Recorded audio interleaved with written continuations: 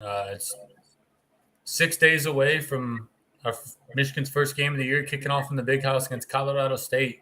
There's been some big news coming out this week already. Harbaugh finally came out and stated that JJ and Cade are each going to get a game to start the season. Cade will get the first game against Colorado State, and JJ is going to get the Hawaii game. Ben, what do you think about that? I mean, we've seen it happen before with other teams. I mean, not with Michigan at least, but other teams it's worked out good for. I mean, do you think Jim kind of likes JJ to be the starter, but kind of is giving Cade like the benefit of the doubt, like, hey, and just, or is he like giving him that chance to prove? I had a really good question, or I don't remember. You can go off that. I had a really good question, but I completely just went mind blank. So I think I know where you're going, and I think that's right. It's really unconventional. We've seen it a few times before over the years. Never at Michigan, but Jim Harbaugh is nothing if not unconventional, right? Yeah. And at first, I wasn't really sure about it, but the more I thought about it, the more I like it, and I think that favors JJ. I do too. He's thrown Cade out there first, which we've been over it. Cade's earned it, right? But I believe that the floor is lower or higher with JJ, and so is the ceiling. And there's been a lot of talk. Some of it from Cade himself that he's playing the best football that he ever has. He's way better than last year, and.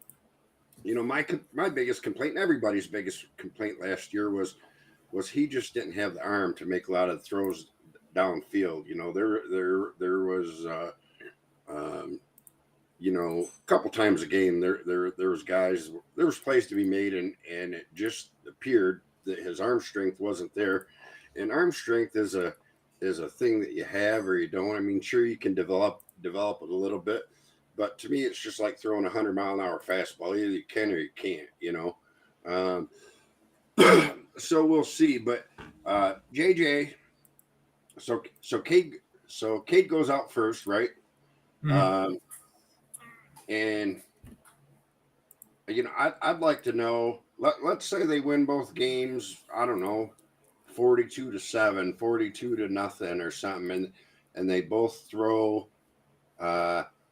4 touchdowns, maybe 70% completion rate, and no interceptions, no fumbles. Who's the better opponent of the two? I would think it's probably Hawaii. I mean, I don't not after last night. Hawaii got beat by Vanderbilt 53-10. Right. I mean, if you look at it like that, I mean, Hawaii has also lost a lot from last season. I think they lost 50 players, or something like that. Majority of their team, just from having a high up class. But I mean, if you go off that, I would say Colorado at this point. I mean, Colorado plays; they're in the same conference. So you can't. As we know, it's too early. Obviously, week 0 is done. We're moving on week 1. Yeah, Colorado State was 3-9 last year. Ended the season on a 6-game losing streak. Hawaii was 6-7.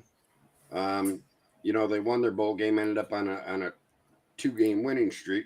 So it's hard to say. But to get back to the question, I really think it's I would like to know. He's going to be looking at intangibles too, but I would like to know what the criteria is, and we're never going to know. But poise. Harbaugh has said several times, ball security, which and JJ cost us big in the state game last year, and that was the first and only time that I've ever seen him a little bit rattled. Maybe the moment at the time was a little too big for him. Maybe he's a little too amped, whatever. But I really think that this favors JJ. Not only that, hey, I'm giving you the bottom line is, I think Jim Harbaugh is going to say is, hey, I gave you, if JJ doesn't win the job, I gave you every chance. I gave you a whole game. But Cade's the starter. Yeah. Please don't leave. You know what I mean? Yeah, and that's kind of what I was gonna. The rest of my question I was gonna say was what I was trying to go was, and this kind of goes off what you just said is Harbaugh. That's who Harbaugh actually wants, but he's kind of doing what Urban Meyer did, and what was it? It was with Cardale Jones, JT Barrett by slowly moving JJ into that position to take it.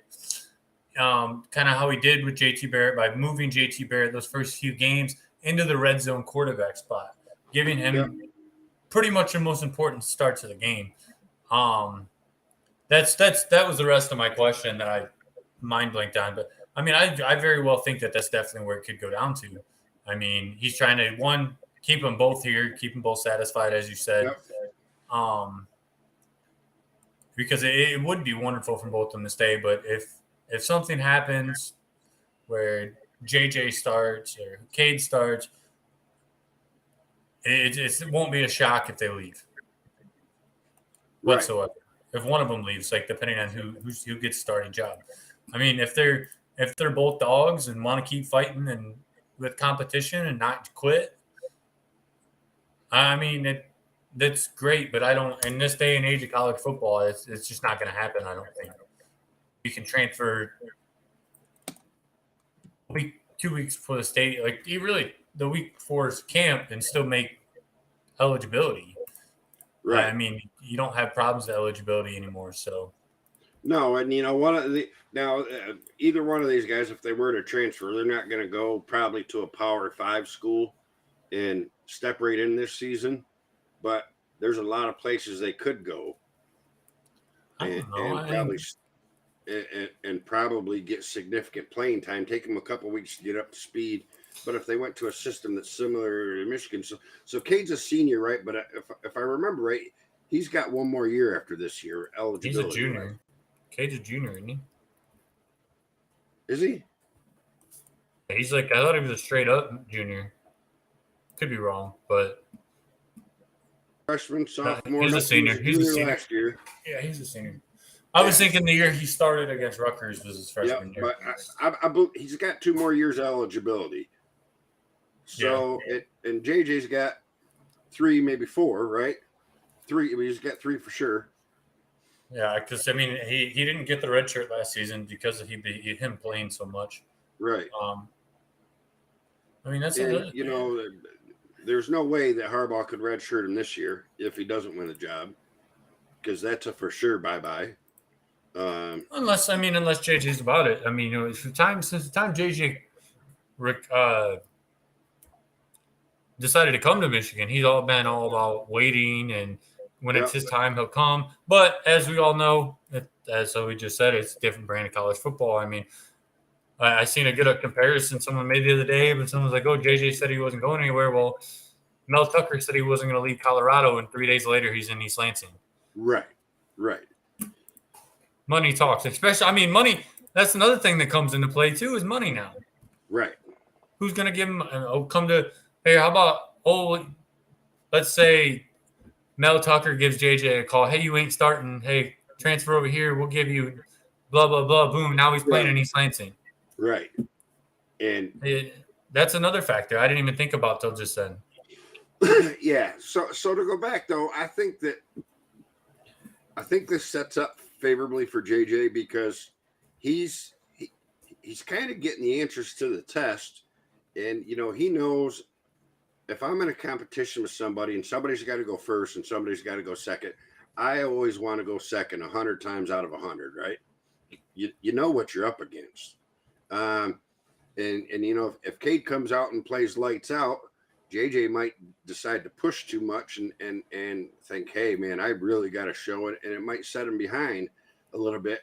But if Cade comes out and has a mediocre game, and it is what it is, I just think it heavily favors JJ, and I think that Harbaugh is giving him every chance to prove that he's not ready. that's what Harbaugh is looking for. I believe is that he's not ready because he's said also multiple times that he feels they're both starting quarterbacks that would start just about anywhere. So we'll see what happens. It's for sure the biggest storyline on our team, and it's one of the top storylines in college football. They're going to be talking. It's going to be talk all. I'm sure it'll be talk on game day, but it's going to be the talk all next week and the following week. So yeah, all the way up to the UConn game. It'll be fun to paint out. I'm still torn, as we've discussed quite a bit. I think the champ is the champ until he's beat. So I'm not in a hurry to rip it away from Cade, but I for sure think that JJ's far more exciting, and as I said earlier, has got by quite a large amount, a much larger ceiling. Yeah, and I have no disagreement with that at all. Because, we've seen it day one against Western Michigan last year. He has a way stronger arm. We talked about the quarterback controversy a lot. We like to repeat ourselves, but it is big, and like I said, it's going to go all the way up until week 3 because we're going to have probably a pretty good guess, but as you said, going into week 3, we still won't know who the starting quarterback is going to be that week, and I guarantee Harbaugh ain't gonna say a freaking word that week until he marches out that stadium on Saturday against UConn. That's just who he is. And who knows? We don't know what goes on in Harbaugh's brain sometimes, as we all know. No. So sure. it doesn't matter if it's. And, he announced it this early and then he made it public, but then today he released full complete depth charts for both sides of the ball. I feel like that. Yeah, I did see that. I feel like that's probably the first time in his tenure at Michigan he's did that. I almost guarantee it is. That's just not him, No, we know who the team when he first got here, let alone who was going to start or play, Yeah, last year he released the quarterback who we all knew Cade was going to start pretty much anyways, especially after Joe Milton left. I don't think that was an argument anyways, even if Joe Milton would have stayed. But, to me, my overall thought is it's really interesting. I like I said, I like it. I like that we're seeing it. And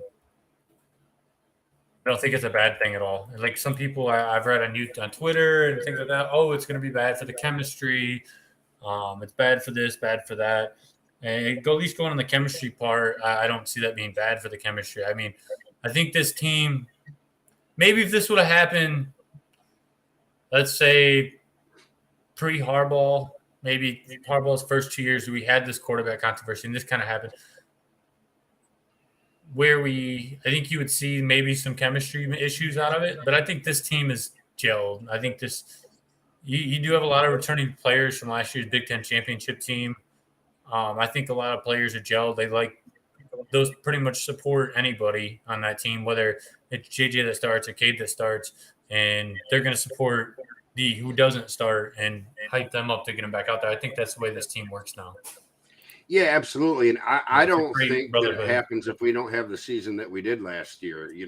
I don't think that Harbaugh has the leeway or the faith and it'd be really interesting to get inside the locker room because I think the chemistry is great. They obviously think a lot of Cade. He was elected. But I would bet a lot that receiver room is split on who they want. You know what I mean? Because might be, every quarterback's got their favorite receiver, and every quarterback has their pluses or minuses, but it's a lot like baseball and that chicks dig the long ball, right? Everybody loves that big play. And you're only going to get 3 or 4 shots a game, if that sometimes, but I would bet that the players love Cade, but secretly want JJ. Just and can stretch the field out. Yeah, I mean, we've seen it in every play that he ran last year where he threw the ball at least. I mean, as we talked about, Cade's that game manager. He's not going to lose you the game, ain't going to win, but he's not going to. And that's what we talked about. We needed. Now, if we can get over that hump of needing that, and now we have something better than that. But I mean, I think it's a very good situation we're in. Obviously, I don't think it's a bad situation we're in. I mean, two quarterbacks. No, you have a competition with a Big Ten championship quarterback. You have someone that more than likely, in my opinion, will take the spot. I think it's given at this point. I really do. I think he's too talented coming out of high school, and I really don't think Harbaugh would let someone that talented just walk out unless what we see isn't what we've seen in games isn't what JJ actually is in practice, or what we hear him talk about isn't actually who he is.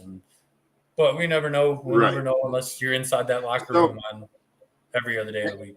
Yeah, absolutely. You know, the other thing that we haven't talked about too much is the recruiting side, right? As we lost out on a couple big recruits this year.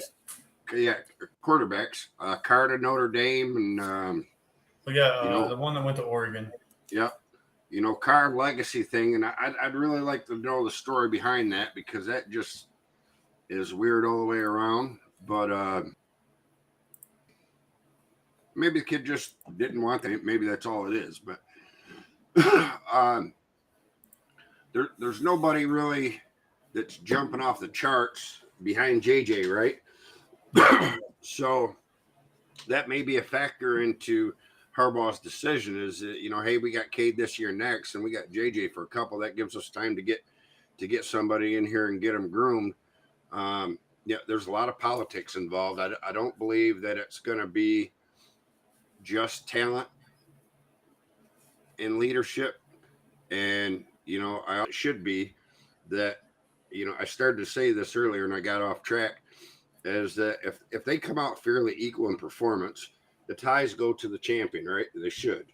I think JJ is going to have to clearly win the decision, almost to the point where, hey, we have no choice but to start this kid. Look what he did, type of deal. You know what I mean? So, So we'll see. A lot of fun to think about. I could sit here and think and talk about this probably for the rest of the night, because more things just keep popping into my head. You know, there's a lot of variables there. But 6 more days, right? And the talk going to be over with.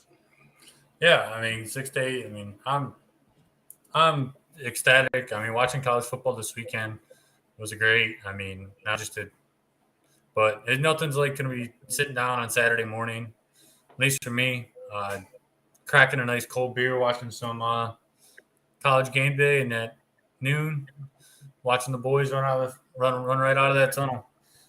It's going to be great. On that topic, we're moving into the season. Let's look at the season predictions now. I mean, I know we've kind of given our season predictions here a few times. But this time, I guess we can kind of look at final predictions for our season personally, our standings, our record, where we'll be. We'll look at the Big Ten standings, like kind of who we think should have come out of the East and West. And then also we can go into like our Final Four for the playoffs, who we think that'll be too. Hopefully our Final Four for the playoffs aren't made as a big of a joke as Desmond's were this weekend. But yeah, what do you think? We'll start with the season and then go into the Big Ten play. Looking at our season, I mean, we've talked about it. Is anything really changed? No. I'm sticking right at, I think I said where I'm at. Yeah, I think looking at it more and more, I mean, our schedule is very, very set up for us. It is. I think, as we've said before, Iowa. If we beat Iowa and we beat Iowa by a lot, at Iowa. It's going to be a night game. Still hasn't been enough. It's going to be a night game. There's no way it's not. Right. They're doing their black and yellow game against us. I just don't see it not happening. If we beat them by 2, maybe 3 touchdowns, if we somehow just come out and just play phenomenally in a hostile area at night, I don't think we lose a game. I'm gonna pull the Braylon and say we run the table. If we lose that game, I think we lose 3. Yeah.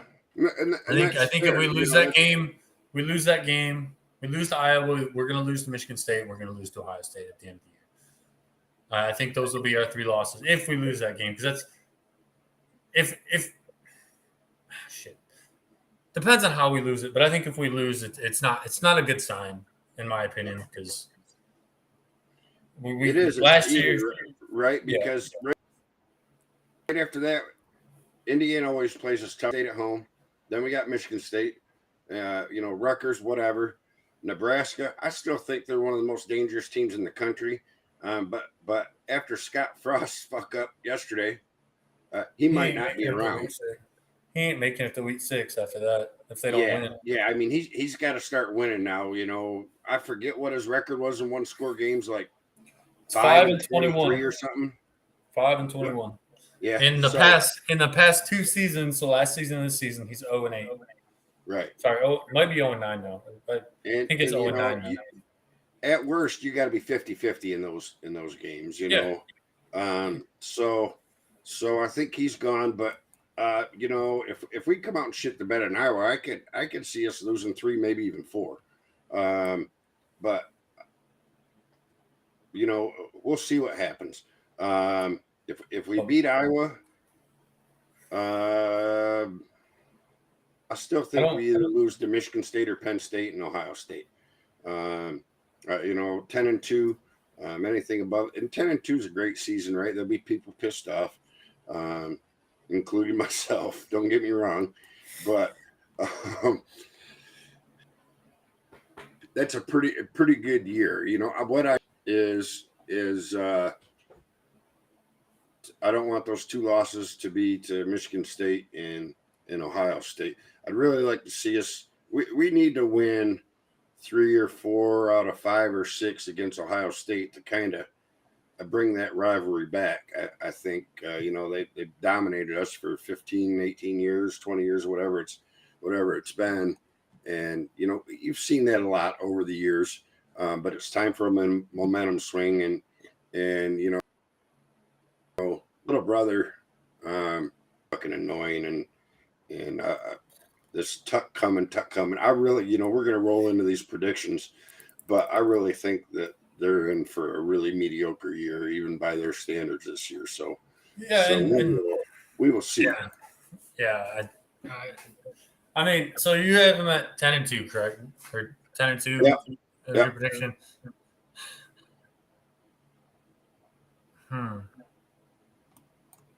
I think we beat Iowa, and I think we run the table. And if we beat Iowa and do run the table, and don't run the table, I think our loss is to Ohio State. I think it's going to just be that. Yeah. So you're saying 12-0 in the regular season?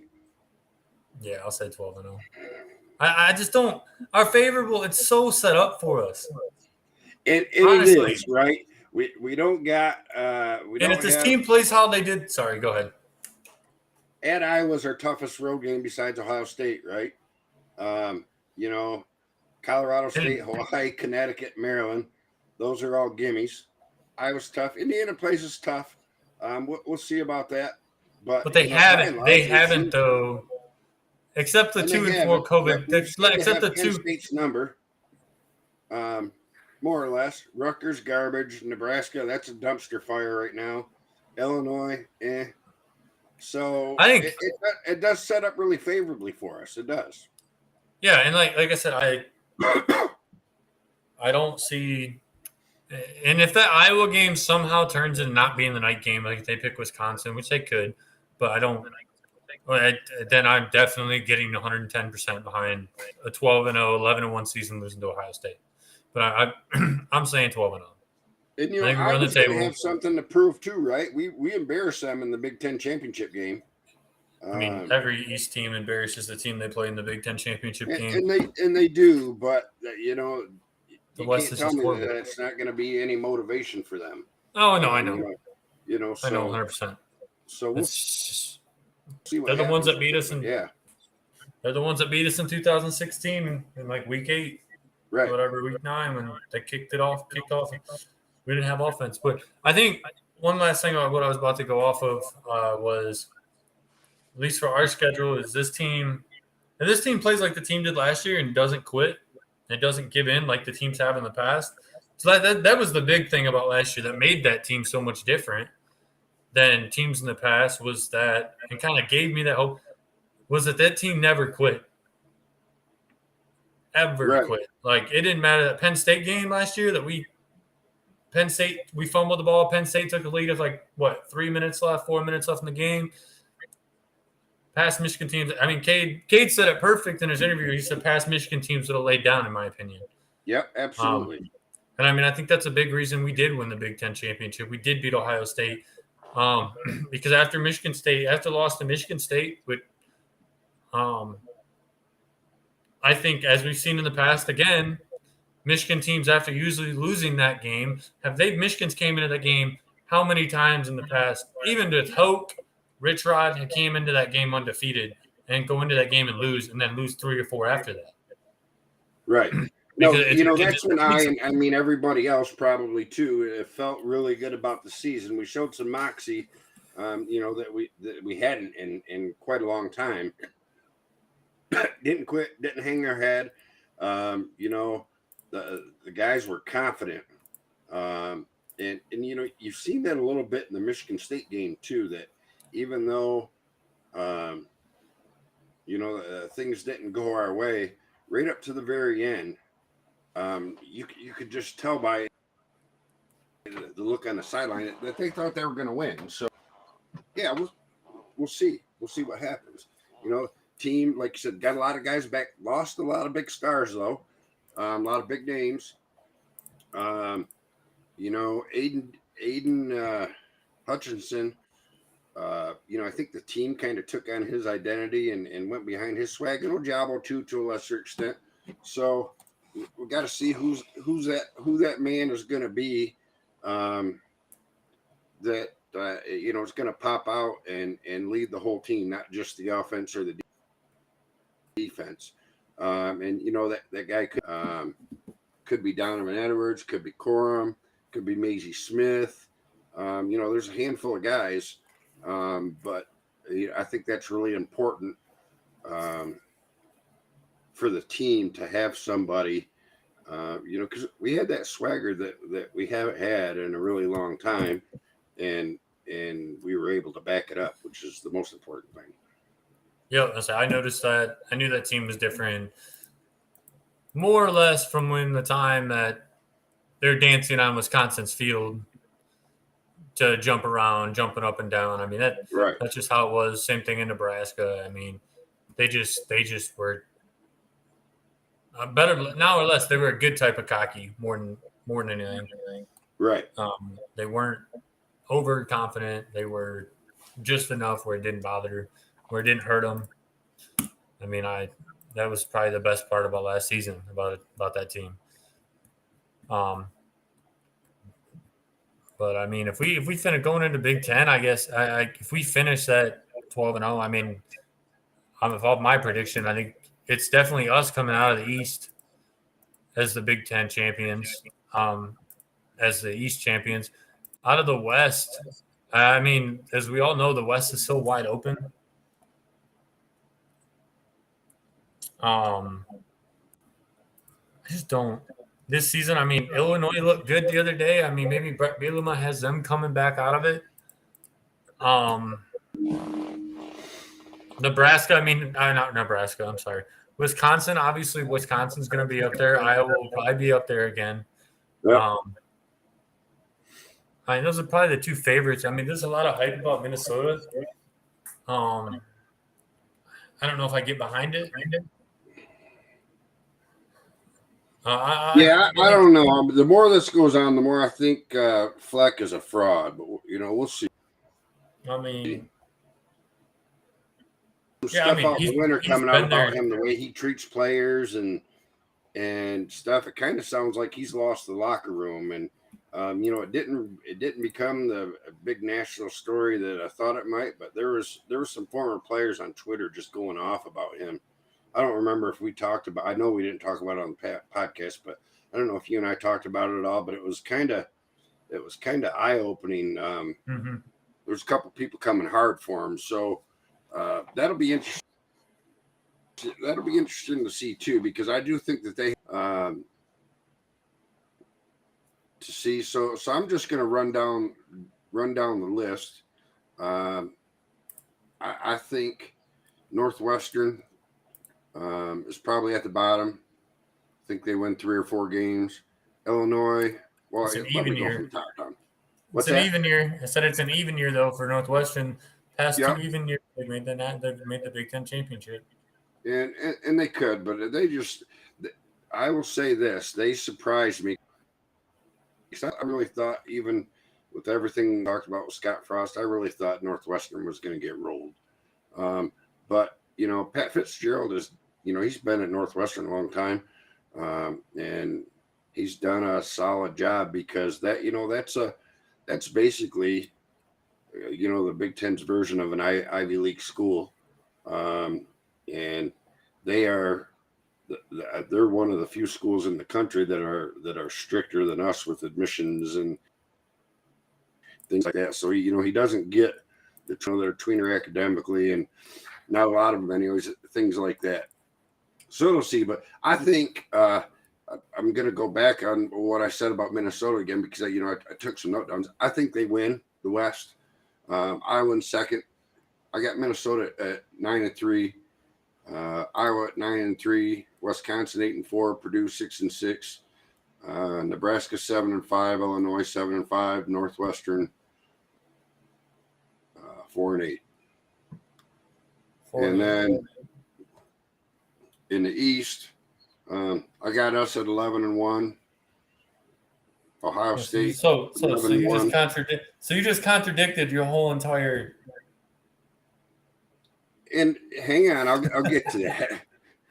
Ohio State at 11-1, Penn State 10-2, Maryland 8-4, Michigan State 7-5, and I think they could even be 6-6.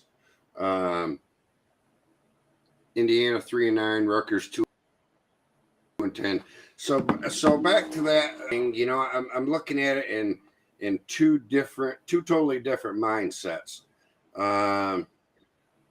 When I did these Big Ten predictions, I gave us our first 4 games were automatic victories, and barring some shit like when we lost to Toledo or App State, I think that's a pretty given.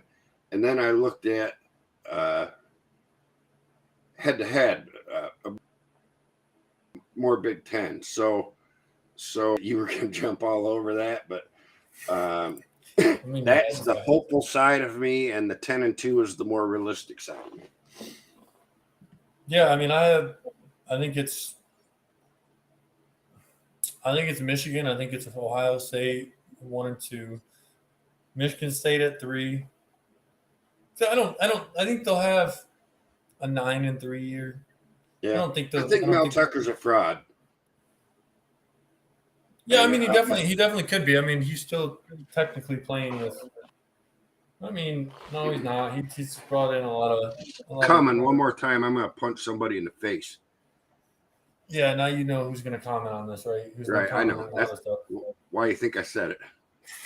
So the thing is that he's done this with D'Antonio's guys, and.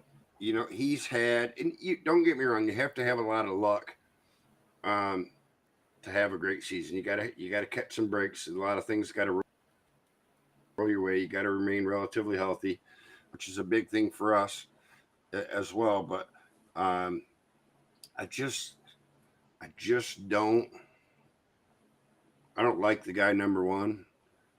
He's a lot like D'Antonio, and sure, there's a little added dislike because of where he coaches, but I always thought D'Antonio was a fraud too, and he did, he did a great job at Michigan State. About saying that, but he did. He brought them back. And to my opinion, the low prevalence in the national football scene. Now, all these Sparty fans think they're blue bloods because they had never have been, never will be. But right, they had 5-6 good years in the 10 or 12 that he was there. But I don't know. Just my radar doesn't. My bullshit detector goes off hard with him, and I just don't think that. And man, there's nobody in the world that loves Mel Tucker more than Mel Tucker. He loves him some Mel. With his big cigar and sitting on the field. He's just, to me, he's just all talk and bullshit. Yeah, they've had a couple of decent years, but all they do is talk about. I mean, Michigan State just said they're always posting pictures of it. I guess. right. You can kind of say that Michigan was the same way when Harbaugh got here, though. And we were, and see how that turned out. That's a really good analogy because, Harbaugh started off great, right? Yeah, I mean, sorry, I don't mean to cut you. Now, you're probably going to say the same thing, but going off the analogy is that Michigan, Harbaugh and him have kind of had the same so far because after 3 seasons, Harbaugh got that contract extension for ass load of money, just like he just did. Yep. That's all. I'll let you get back to what you were going to say, but. So I just want to go. I want to go through their schedule real quick. So Western Michigan, they should win that, right? But I wouldn't be surprised if they got beat. I wouldn't. Just because Western Michigan, they're not at the same level they were when Fleck was there, but they are decent. If they lose to Western Michigan, I will not shut up for the rest of my life. I'm going to call it. I think Timmy Wilson, I'm coming after you if you all lose to Western Michigan. Akron, that should lose to Minnesota. So that's 1, 2, 3. That's 2-2. Maryland win 3-2. Ohio State lost 3-3. Wisconsin's homecoming. Now they're 3-4. Michigan 3-5. Illinois 4-5. Rutgers 5-5. Indiana beats them. 5. Yeah, I think they're 6-6. And then Penn State. That's a pretty brutal 3 games though. Holy shit! It is. So, they got 2 of them at home, but still. Right.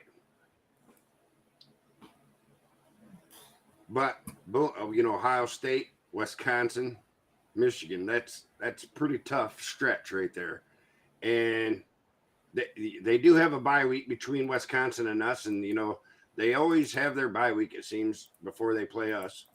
And that'll be help give them, at that point in the season, they're 5 games deep, 6 games deep, whatever it is.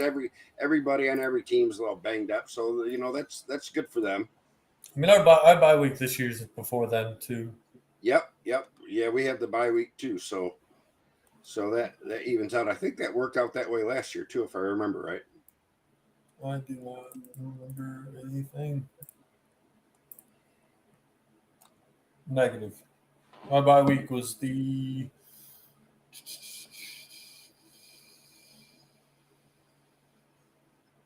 2 weeks before.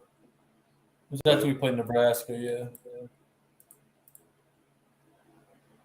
When we had Northwestern and Michigan State.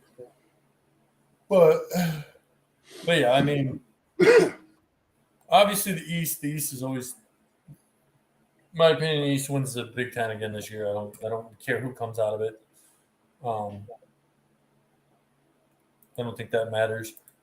No, it really doesn't. Wisconsin and just go to Iowa are the only 2 that have a consistent chance to win it, I think. And I don't. I'll go off some of Kevin Warren is. Kevin Warren, man,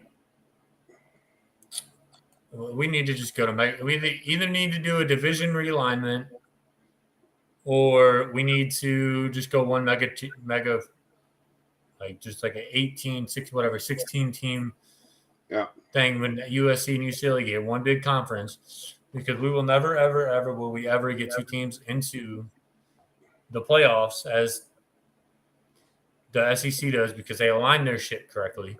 Right. We will never get two teams in with the way that it's set up right now. I don't care who you are. I do think it's coming. I mean, it needs to. I mean, you need to put Michigan and Ohio State on two different sides. I hate to say it, but you protect that rivalry. That's the only rivalry out of both those schedules you protect. I could give two fucks left and play Michigan State every year.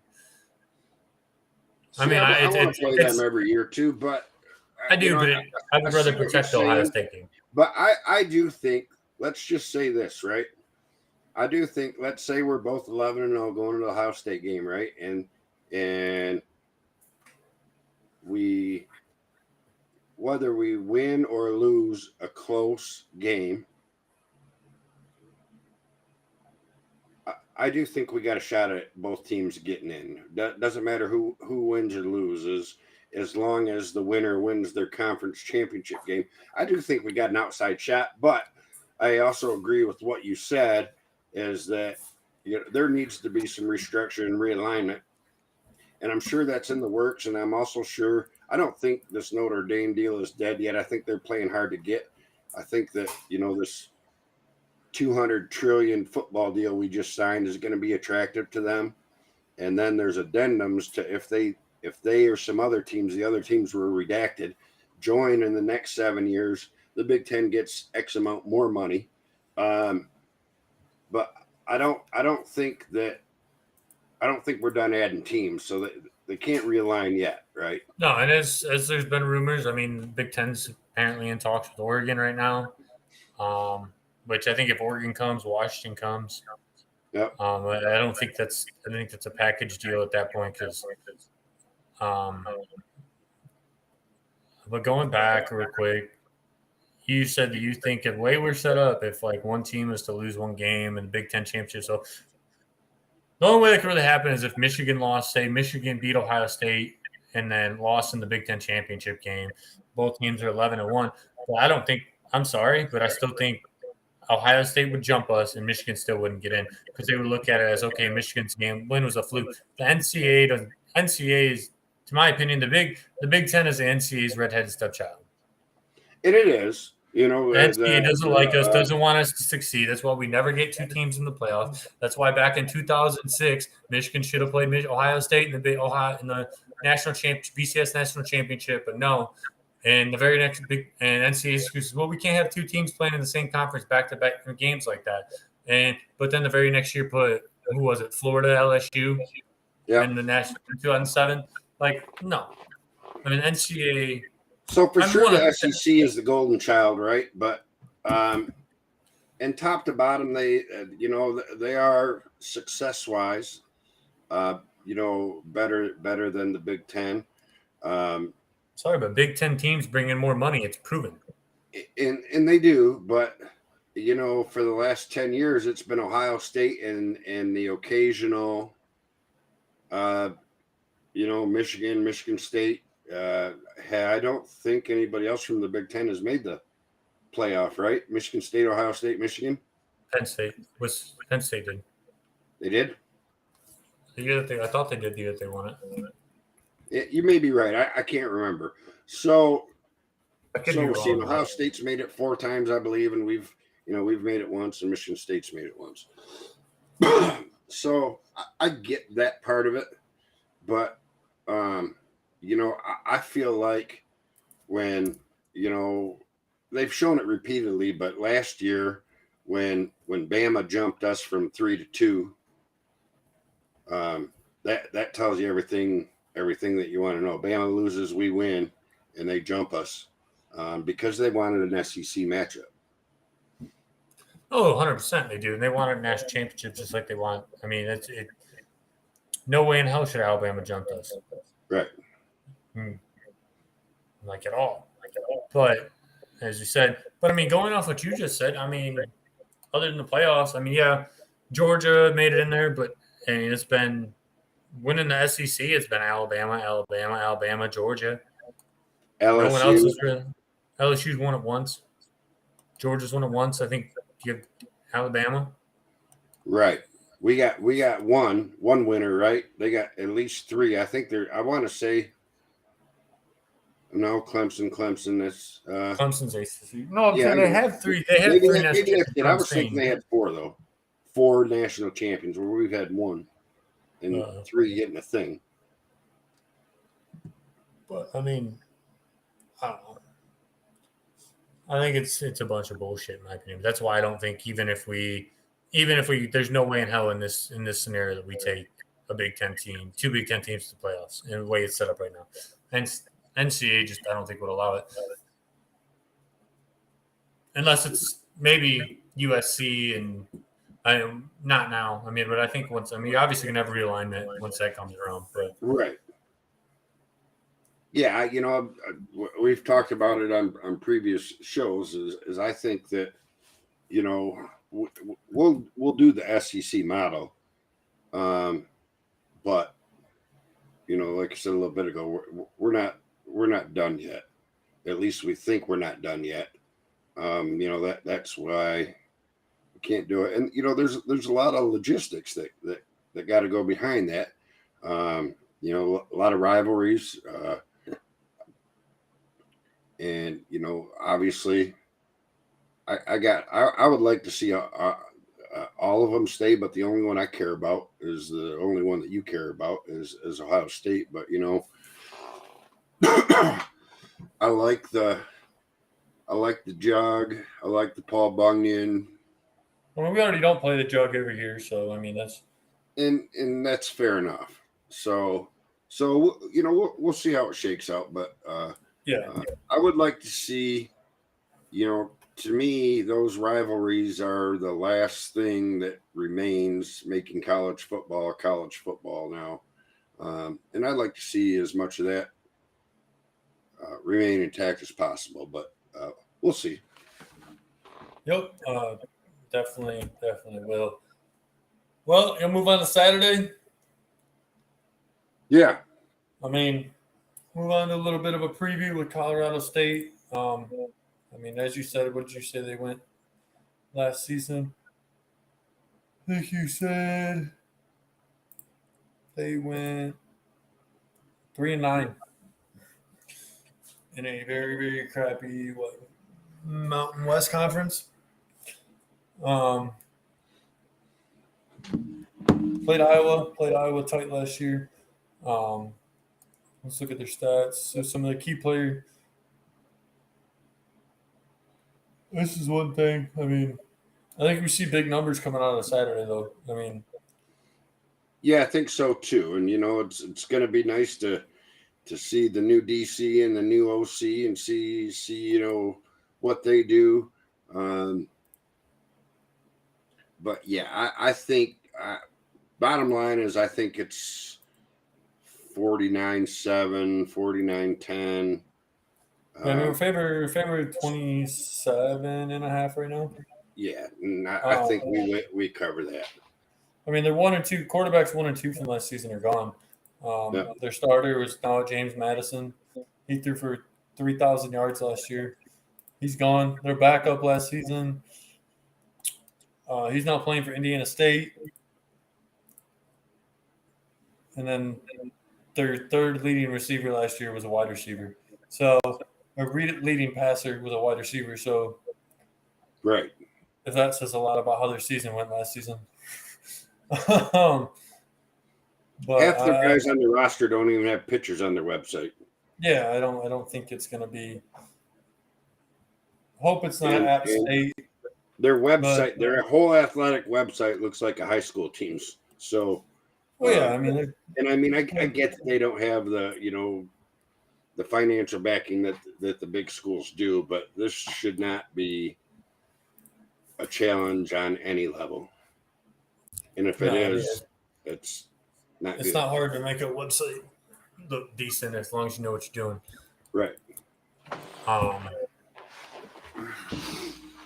Yes, I'm excited to see what goes on. Like you said, with the new OCs, and really more than anything, I'm interested in seeing what what the DC does, what he can do. I can't think of his name right now. I keep forgetting. I'm excited to see what comes out of that defense this year, especially after having such the high-powered defense that we did last year. Will we see that same type of thing, or will we see what happened with Vanderbilt when he was there? Yep. Why can I still see his name? What happened? Jesse Minter. Thank you. Holy crap. Yep. There you go. What happens when, or do you see what happened at Vanderbilt where they had one of the bottom ranking defenses in the whole NC2A? Like, I mean, that's more what worries me as a defense. I want to see them come out. I mean, I know that the defensive sets are a lot like last year. The way he runs his defense is a lot of the way, just like McDonald ran his defenses. So there's not going to be a lot of changes you're going to see. I think for like position, I mean not position, like setup wise. But definitely going to need the defense to be up. Because I still think our offense will be. Our offense is either going to be the same or it's going to be better than last season, in my opinion. Yeah, I agree. I think our wide receiver core is going to be top notch, right up there with Ohio State's this season. I really do. I mean, Harbaugh is saying that six, 7 of our receivers could start day one. I mean, he came out and announced, what did he say? Roman Wilson, number 1, Ronnie Bell, Cornelius Johnson, and A.J. Henning were like the top 4. Andrew. Yeah, Andrew was 4, and then Henning was 5. Yep. Yeah, I actually read something today. He's got 10 receivers that he thinks are starters just about anywhere else. Yeah. I mean, I think wide receiver, I mean, obviously the running back room, you got Corum, then you got Edwards, you got Stokes. I think our running back room, it's going to be a little bit more speed this year, more than power. I mean, as I said last week, I think Corum put on 12 pounds in the offseason. I don't know how much Edwards had put on. I'm going to assume he put on weight and muscle. But I'm definitely not worried about the defense. I'm not. I'm sorry. I misspoke. I'm definitely not worried about the offense. I'm worried about to see what the defense can do. What's his name? Who they just announced that freshman, Mason Graham? Yeah. Was it? Is starting in the base defensive package, freshman wise. I mean, he must just be an absolute freak. Trente Jones got the starting spot over Trevor Keegan. Or no, it wasn't Keegan, was it? He just got the start on the offensive line. Oh, Carson Barnhart, sorry. So, I mean, it's interesting to see what happens with those freshmen in there. I mean, Trente's not a freshman. He obviously played last season. But we can see where it goes and see how it goes. What do you think the final predictions are going to be there for the score, at least? And who's your players of the game? Like your person you think is going to produce the most? So I think Donovan Edwards is going to be the offensive player of the game. I think Maisie is going to be defensive player of the game, and I know what I said earlier score wise, but I'm going to go 56-12. 56-12. All right. Who did you say your offensive side was? I'm sorry. Donovan Edwards. Okay. Sorry, I had to say bye real quick. No, I think Edwards. I think it's going to be Ronnie. And Ronnie Bell and Andrew Anthony are both were both right there for me as well. So that wouldn't surprise me at all. I think Ronnie will be number 1. like on offense, and I think defensively, Junior Colson. I think you could see either Junior Colson or Mike Morris coming off the edge. I would really like to see.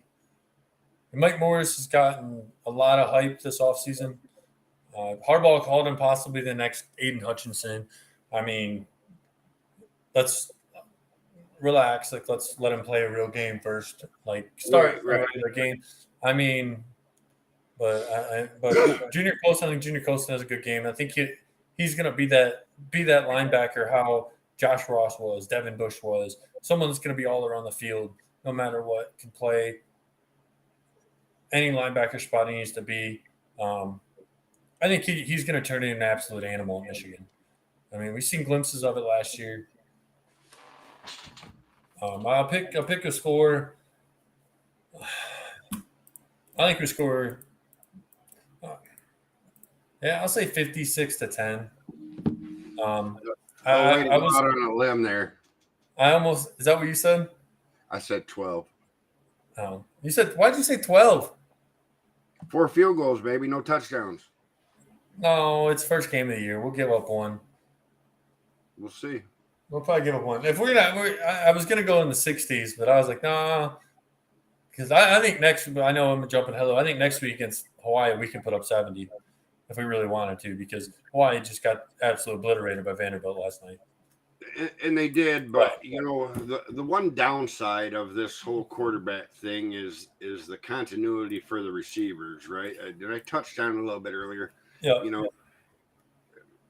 Touch and distance and throw, and I'm sure these guys are throwing with both receivers quite a bit. But something else that we didn't mention earlier is that JJ was on a no throw program all summer. And just started 100% in fall camp, but up until then he was on no throw and then a very limited towards right before camp started. So he didn't get that work in with the receivers that maybe he typically would. And consistency, as is key in most things in life, but especially athletics and high level athletics. And I wouldn't be surprised to see the offense take a step back in week 2 just because of the changes, but we'll see. Yeah, we will. And just going back now, I just thought about something that I wanted to ask you earlier at the start of the episode.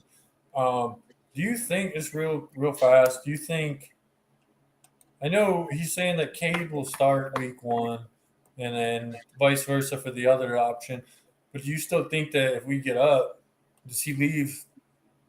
Is he going to leave him in all game, or do you think you see Cade, or you think you see JJ week 1 and vice versa for the week 2 if we get up a lot? I mean, that's where it comes in, is that, or do you think he skips? If it's a blowout, maybe you see him in the fourth quarter, but I don't think this works if you don't give a guy a whole game. I mean, well, yeah, because say we get into say one dude plays longer, longer than the other one. I mean, maybe after that you say, okay, JJ, you ain't playing this week.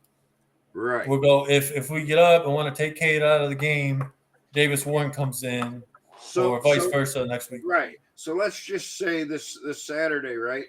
At halftime, we're up 42-0, and Harbaugh says, "Okay, Cade, we've seen enough. We're going to let JJ throw this second half, and then you're seeing whole. JJ gets the whole Hawaii game." And let's say he wins the job. How's that fair? How's that fair to Cade that JJ got a game and a half and Cade got a half, and he did everything he could in a half? You know what I mean? I think the only way that works is if they get full games, other than mop up time, last half of fourth quarter, something like that. Yeah, I agree. That's kind of what I was going to say. I don't think it happens. I think you're going to see him play up until that, and worst case scenario is you're going to have Davis Warren come in or another backup quarterback come in and play that garbage time where they would usually mop up. I mean, I don't know, as we all know, we don't know what Harbaugh's going to do. Harbaugh could throw a wide receiver out there for all I know, and I wouldn't be surprised out of his mind. But maybe that's his plan. He's going to throw third string out both games, Yeah. I mean, I think we'll be in that position to definitely see what he does plan. I think especially this week. But I'm interested. I'm excited. I'm ready for Saturday morning to come and ready for noon, 11 o'clock my time. Watch some football. There's a lot of good games on this weekend. You got Oregon, Georgia, Ohio State, Notre Dame. I don't know if as much as I want to see Notre Dame win, I don't think they got it. Yeah, I don't think so either. Notre Dame, in my opinion, so overhyped this season. And I feel like the only reason they're number 5 is because they want that ranking as for viewership in week 1. We get number 2 versus number 5 in the first game of the season. Yep. At the shoe. And I don't think that doesn't surprise me if that's the reason why they're number 5. But we got some good games this weekend. Interested to see a lot better games than last weekend or this past day. It should be a good season, and we're going undefeated. I'm rolling with Braylon. I hope so. One last thing before we jump off. Big shout out to Mike Sanderstill that fucking jumped over to defense. He's going to be the starting fucking DB. With Jamon Green and DJ Turner. Yeah. So he'll be the third one out there, but that just shows what an athlete he was. That's not easy to do, especially at a Power 5 school like Michigan. This isn't Stockbridge High School playing two ways. You know what I mean? Yeah. It does sound like he's going to be primarily a defensive guy now, but they talked about maybe using him a little bit for special teams. Yeah, you're going to see him in speed. You're going to see him sweeps, things like that. Same thing we used him for the past few years. You're going to see just for his speed.